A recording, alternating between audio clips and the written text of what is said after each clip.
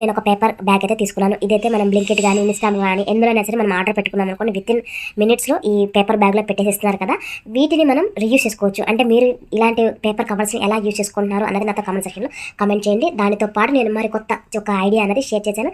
అదేంటి అంటే ఇలా 2 ఒకే సైజులో ఉన్న బౌల్స్ అనేది తీసుకొని ఒకదాని పైన ఒకటి పెట్టేసి మధ్యలో ఈ పేపర్ కవర్ అనేది పెట్టేసి ఇలా రౌండ్‌గా చేసామనుకోండి ఆ షేప్ అనేది అలానే ఉండిపోతుంది. ఇంకా దీనికి ఎక్స్‌ట్రాగా ఉంటుంది కదా! దాన్ని శుభ్రంగా కట్ చేసుకోవాలి. నీట్‌గా కట్ చేసుకున్న తర్వాత ఈ కవర్ ఈ కప్‌లో నుంచి తీసేసామనుకోండి చూడండి చాలా సింపుల్‌గా మనకి జీరో కాస్ట్ రీయూజబుల్ ఒక చిన్న బౌల్ అయితే రెడీ అయిపోయింది. దీన్ని మనం చాలా రకాలుగా యూజ్ చేసుకోవచ్చు. అంటే పర్టిక్యులర్‌గా జర్నీ చేసేటప్పుడు ఇలాంటి ఒక బ్యాగ్‌ని తీసుకెళ్ళామనుకోండి ఇలాంటి బౌల్స్‌ని మనమే చక్కగా రెడీ చేసేసుకొని ఇంకా తినేసిన వెంటనే మనం ఇలా మడిచేసి పారవేయొచ్చు.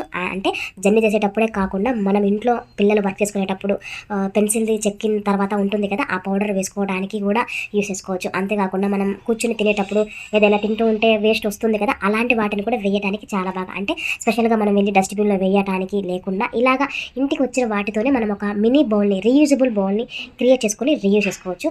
చాలా అంటే చాలా బాగా యూజ్ అవుతుంది. తప్పకుండా ట్రై చేయండి.